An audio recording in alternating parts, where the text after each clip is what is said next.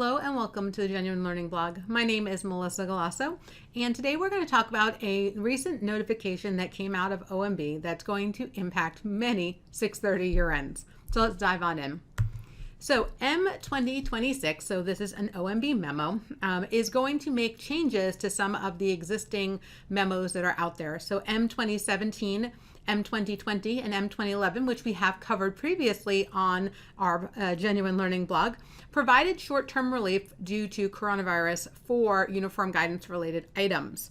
On June 18th, OMB issued a memo rescinding several of the benefits in these standards and instead provided flexibility in only two areas. So as a result, this does rescind all of the flexibility in current expiration dates for M 2017 and M 2020 as of June 16, 2020. So M 2017 was relief for those due to loss of operations, and M 2020 was related to repurposing existing federal financial assistance. M 2011 was those entities that were receiving, that was the first one issued on March 9th, receiving funding related to COVID, whether that was for research for a disease, or not for a disease, definitely not. Research for a cure, research for a vaccine, research for additional tests that could be performed. And so that will continue, but will expire on July 26th. The existing flexibility is provided in M 2017 and M 2020, which were related to those entities not receiving funding specifically for COVID, but were impacted for COVID, has now been expired. There were only two flexibilities that they are going to continue. The first one is the allowability of salaries and other program activities, which was in M 2017, and the extension of the single audit submission through December 30th, 2020. So when we look at these options here, recipients can continue to charge salaries to active programs. However, as you're going to notice here, they do have some additional considerations. You must evaluate the ability to resume the project, and they remind us that you can't double count. So if you are having any payroll costs covered by PPP, we will not allow you to have the federal government double dip or pay the same expenditure twice. So there will be a need to have better documentation regarding the substantiation of any charges that are going to be covered. In addition, they clarify that you must exhaust other available funding sources to sustain your workforce. And so you shouldn't use this as your primary sustenance for your workforce.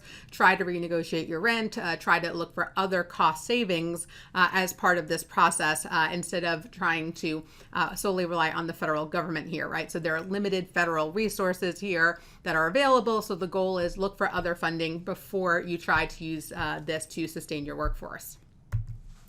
On the single audit side, they do continue to allow those that had that that were as of March 19th had not filed with the FAC. They are going to continue to provide a 6-month extension for those entities, so from March 30th through June 30th.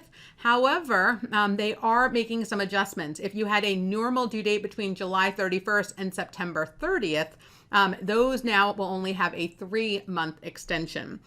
So those first ones would have been your June 30 year end through your September 30th year ends. They get a 6-month extension.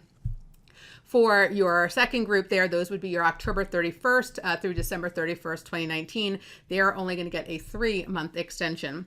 And those entities that are for after December 31st of 19, so January through June of 2020, there is no extension. So that was a definite adjustment here. They will continue to have the same 9-month period that they normally do.